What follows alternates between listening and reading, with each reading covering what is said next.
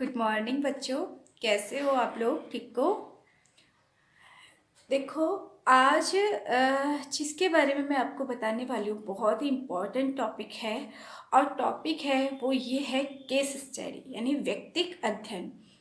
आपके बीएड में चाहे बीए बीएड हो, चाहे बीएड हो, चाहे एसटीसी हो, आप सभी को केस स्टडी करनी होती है।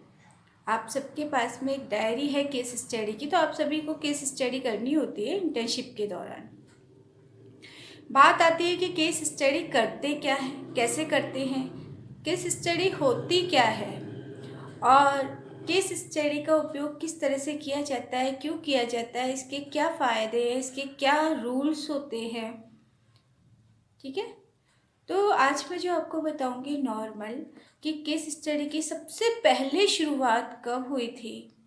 ठीक है, केस स्टडी किन पर की जा सकती है, किन किन पर केस स्टडी की जा सकती है, जो व्यक्तिगत अध्ययन होता है वो किस किस पर किया जाता है, इसमें हम कौन कौन से टूल्स हम इसमें यूज़ में ले सकते हैं। ठीक है, केस स्टडी का मतलब क्या होता है? तो जैसे कि केस स्टडी नाम से ही पता चल रहा है, व्यक्तिक अध्ययन यानी कि व्यक्तिक अध्ययन यानी कि किसी एक व्यक्ति का, किसी एक समूह का अध्ययन। ठीक है, या हम ये कह सकते हैं किसी एक समुदाय का अध्ययन यानी किसी एक का अध्ययन। केस स्टडी में हम किसी एक का अध्ययन करते हैं, चाहे कोई विशेष जनजाति हो, चाहे कोई विशेष कोई समूह हो, कोई समुदाय हो। ठीक है, चाहे क्यों ना एक व्यक्ति हो। लेकिन यदि आप बीएड में हो, बीएसटीसी में हो, बीए बीएड आप कर रहे हो, बीएससी बीएड आप कर रहे हो, तो केस स्टडी यदि आपको करनी है तो इंटर्नशिप के दौरान आप किसी एक बालक पर केस स्टडी करो। आपको किसी एक बालक पर, किसी एक स्टूडेंट पे केस स्टडी करनी होगी। और केस स्टडी करने के लिए आपको जो है समस्या और उद्देश्य निर्धारित करने होंगे। ठीक है, तो इससे पहले मैं आपको बताऊंगी कि केस स्टडी की शुरुआत, सबसे पहले जो केस स्टडी की शुरुआत हुई थी वो कहाँ हुई थी, मतलब कि किसने कब की थी और क्यों की थी। तो सबसे पहले केस स्टडी की शुरुआत हुई थी 1840 में। नोट डाउन कर लेना। नोट डाउन क्या, मैं आपको कल जो है इसको डीपली क्लियर मैं करवा दूंगी नेक्स्ट वीडियो में। केस स्टडी की शुरुआत हुई थी 1840 में और क्यों की गई थी? पारिवारिक बजट को लेकर के केस स्टडी मेंटेन की शुरुआत की गई थी। पारिवारिक बजट को लेकर के किसने इसकी शुरुआत की थी? इसकी शुरुआत करने वाले थे फ्रेडरिक ली। कौन थे? फ्रेडरिक ली। तो 1840 में पारिवारिक बजट को लेकर के फ्रेडरिक ली ने केस स्टडी की शुरुआत की। पहला पॉइंट। दूसरा क्या है? केस स्टडी किन पर की जा सकती है? केस स्टडी व्यक्तिगत अध्ययन विधि है। ठीक है, इसमें किसी एक व्यक्ति पर, किसी एक बालक पर, चाहे आप विद्यार्थी ले लो, है ना, किसी एक बालक पर, किसी एक समूह पर, समुदाय पर, किसी जनजाति पर, है ना, यानी किसी एक का अध्ययन। केस स्टडी में किसका अध्ययन किया जाता है? किसी एक का अध्ययन किया जाता है। अब बात आती है कि केस स्टडी में कितना टाइम लग सकता है। तो देखो, केस स्टडी जब हम किसी चीज़ का डीपली अध्ययन करते हैं, किसी भी चीज़ के बारे में डीपली हम पता लगाते हैं, तो उसमें टाइम तो लगता है। यदि हम डीपली पता लगाएंगे, किसी भी चीज़ के बारे में अध्ययन करेंगे गहराई से, ठीक है, किसी भी समस्या के बारे में यदि गहराई से अध्ययन करना है तो फिर टाइम तो लगता है। अब क्योंकि आप B Ed, STC, BA B Ed, BSc B Ed से बिलोंग करते हो, यदि, ठीक है, उस पर आपको, यदि आपको केस स्टडी की डायरी आपको मेंटेन करनी है, तो डायरी मेंटेन करना भी मैं आपको बताऊंगी कि कैसे step by step diary maintain करते हैं केस स्टडी की। लेकिन उससे पहले केस स्टडी के का जो प्रोसेस है वो क्या है, वो चीज़ पता होना ज़रूरी होता है। तो क्योंकि गहराई से अध्ययन करते हैं, इसलिए इसका जो प्रोसेस होता है वो क्या चलता है, बहुत थोड़ा लंबा चलता है। जैसे कि आपने किसी बालक की समस्या ले ली, ठीक है। बालक की समस्या में आपने देखा कि आपने जहाँ भी आप इंटर्नशिप कर रहे हो, ठीक है, तो वहाँ जैसे कि आप किसी स्टूडेंट के ऊपर आप केस स्टडी करने वाले हो, ठीक है। तो उस स्टूडेंट की यदि हमने समस्या देखी तो देखो, अगर आप जब क्लास लोगे इंटर्नशिप के दौरान, तो आप देखोगे कि बहुत सारी समस्याएं सामने आती हैं बच्चों को लेकर के। एग्जाम्पल फॉर कि कोई बच्चा है, वो बहुत ज़्यादा नॉटी है, बहुत ज़्यादा शैतान है, तो आपको जो है केस स्टडी करनी है कि वो ऐसा क्यों है, ठीक है। कोई बच्चा है जो सपोज है कि उसको सिगरेट पीने का, या ये कहते हैं ना कि जो है गुटखा वगैरह ये खाने का खाता हुआ कई बार पकड़ा गया क्लास में, तो आपको उस पर केस स्टडी आप कर सकते हो कि जो इसके अंदर जो ये जो गलत लत है वो क्यों पड़ी, क्या कारण हो सकता है।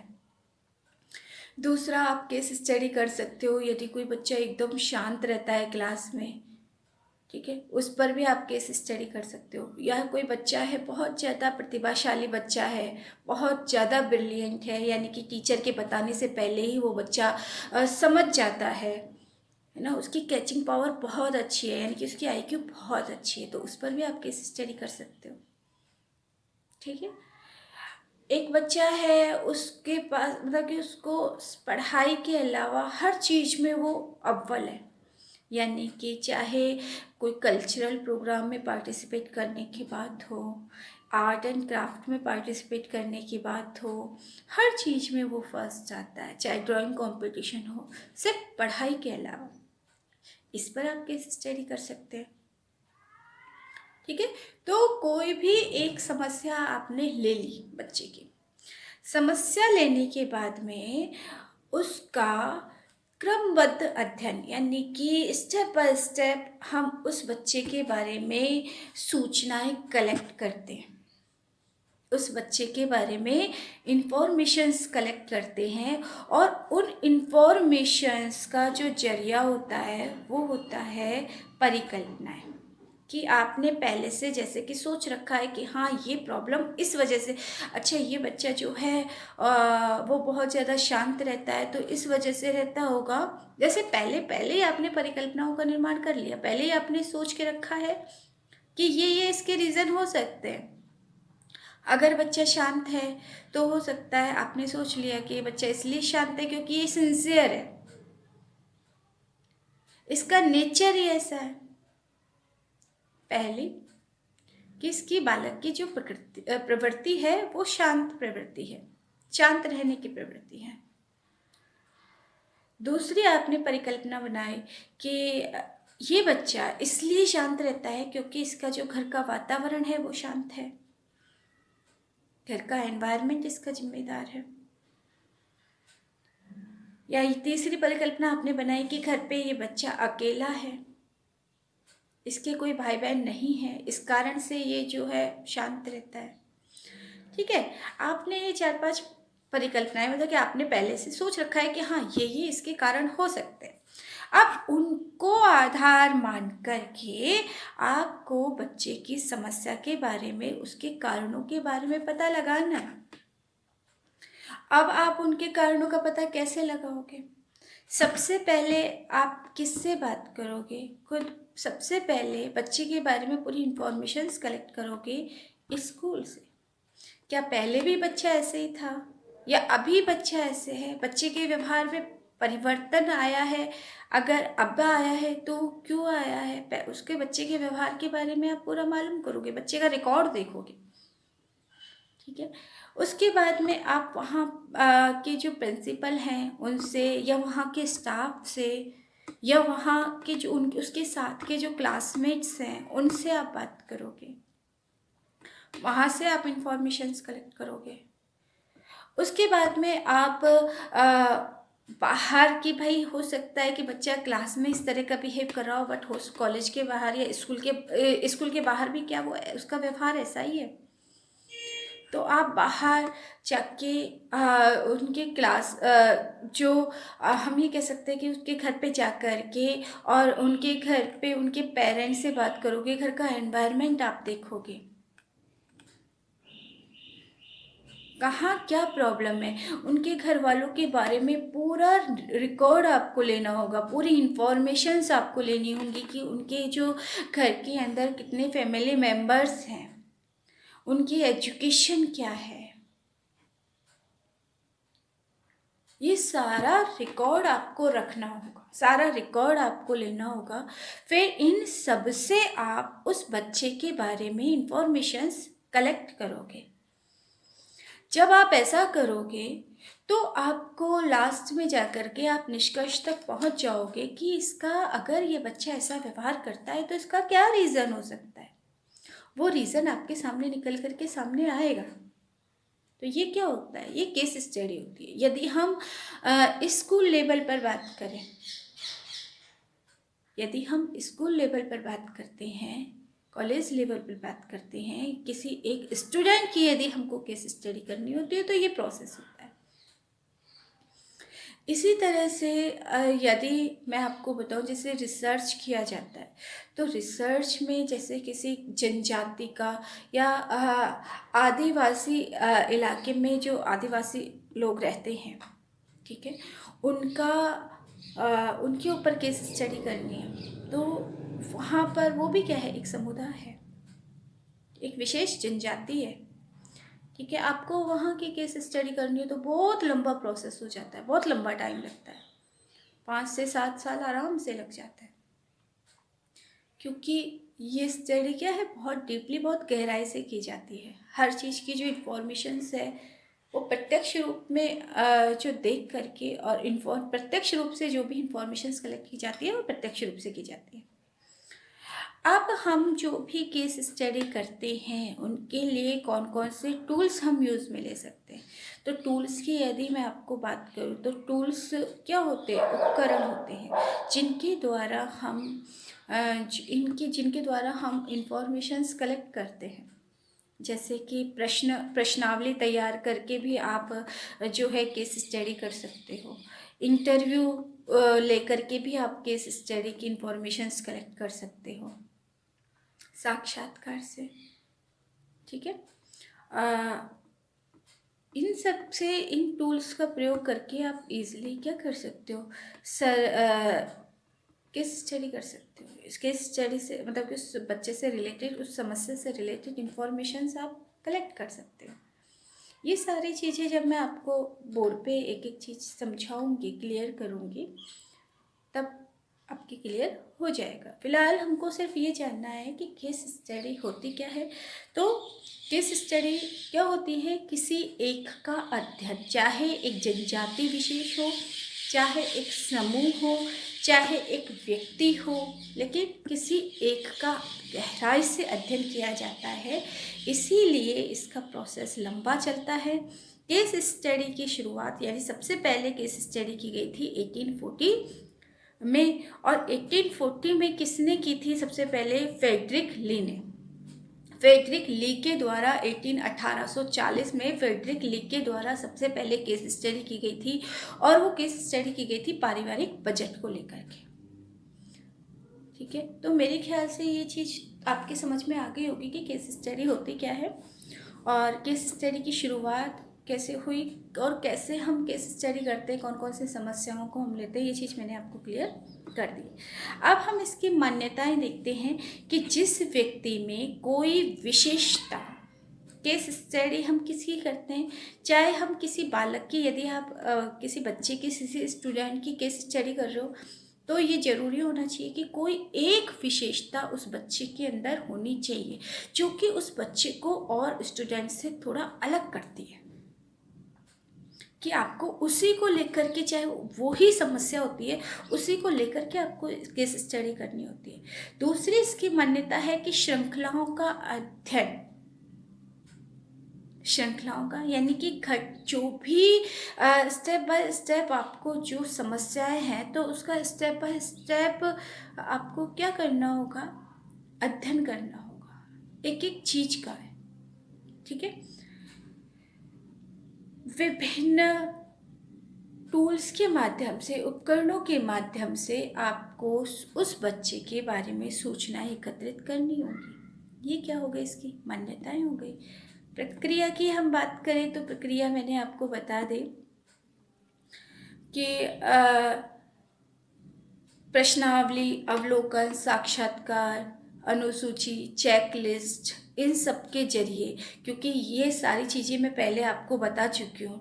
टूल्स का एक अलग से वीडियो है, आप देखना, उसमें सारे टूल्स हैं। तो चेकलिस्ट के बारे में मैंने आपको बता चुकी हूँ, प्रश्नावली के बारे में मैं आपको बता चुकी हूँ, अवलोकन के बारे में, ऑब्जर्वेशन सबसे ज़्यादा अगर केस स्टडी में यूज़ में लिया जाता है तो प्रश्नावली, ऑब्जर्वेशन, इंटरव्यू, ज़्यादातर यही यूज़ में लिया जाता है। चेकलिस्ट के बारे में मैं आपको बता चुकी हूँ। ठीक है, इन सब के सारे टूल्स का एक अलग से वीडियो बना चुकी हूँ मैं, आप चाहो तो उसको देख लेना। तो किस प्रक्रिया क्या होती है कि इन टूल्स को लेकर के, इन उपकरणों के माध्यम से हम जिसके ऊपर भी केस स्टडी कर रहे हैं उनसे उससे रिलेटेड जो भी समस्या है, जिस भी समस्या को लेकर के आप केस स्टडी कर रहे हो, इन उपकरणों के माध्यम से उनके बारे में इंफॉर्मेशंस कलेक्ट करना क्या कहलाता है, केस स्टडी। कुछ 2-4 डेफिनेशंस हैं। पीवी यंग जो है महोदय है, उन्होंने 1974 में डेफिनेशन दी थी कि केस अध्ययन एक ऐसी विधि है जिसके द्वारा सामाजिक इकाई की जीवनी का अन्वेषण तथा विश्लेषण किया जा सकता है, चाहे वह व्यक्तिगत, परिवार, संस्था, सांस्कृतिक समूह हो या सार्वभौमिक समुदाय हो। ठीक है, बात वो ही आ गई, चाहे किसी एक का अध्ययन, किसी एक के बारे में गहराई से इंफॉर्मेशन ली जा सकती हैं, किसके द्वारा, केस स्टडी के द्वारा, चाहे वो क्या हो, चाहे वो एक व्यक्ति हो, चाहे वो एक संस्था हो, चाहे वो एक जनजाति हो, चाहे वो एक समूह हो, समुदाय हो, चाहे वो एक परिवार हो, चाहे वो एक संस्था हो। ठीक है, इसके बाद में जो डेफिनेशन आती है वो है थियोडोरसन। थियोडोरसन दो हैं ये, इन्होंने जो डेफिनेशन दी थी वो दी थी 1969 में। कब दी थी, 1969 में। इनका कहना था कि केस अध्ययन किसी व्यक्तिगत या व्यक्तिगत केस के गहन विश्लेषण के माध्यम से सामाजिक घटना के अध्ययन की विधि है।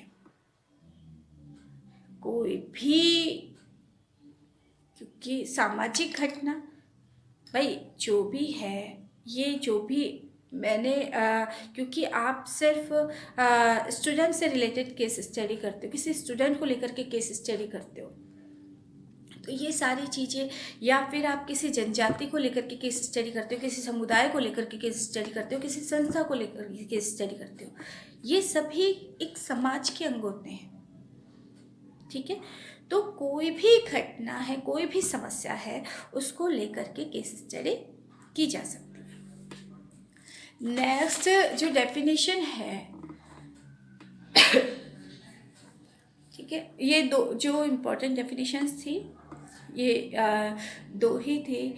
अगर आप इंफॉर्मेशंस कलेक्ट करते हो तो आप जो भी, जैसे कि आप इंटरव्यू ले रहे हो तो आप उसको लिख सकते हो कि आपने जो भी इंफॉर्मेशंस ली, तो जो भी सामने वाले बंदे ने अपने इंटरव्यू लिया, साक्षात्कार के माध्यम से इंफॉर्मेशंस कलेक्ट की, तो उसको उसका जो रिकॉर्ड है उसको आप लिख करके रख सकते हो, उसको रिकॉर्ड कर सकते हो। मतलब कौन कौन सी प्रक्रिया हैं जिससे कि आप केस स्टडी कर सकते हो। जैसे कि आपने साक्षात्कार विधि से आप इंफॉर्मेशन ले रहे हो, तो अगर आप इंफॉर्मेशन कलेक्ट कर रहे हो तो उसको क्या है, या तो आप नोट डाउन करोगे, ठीक है, या आप क्या करोगे, आप उसको रिकॉर्ड करोगे, या आप फोटो क्लिक करोगे।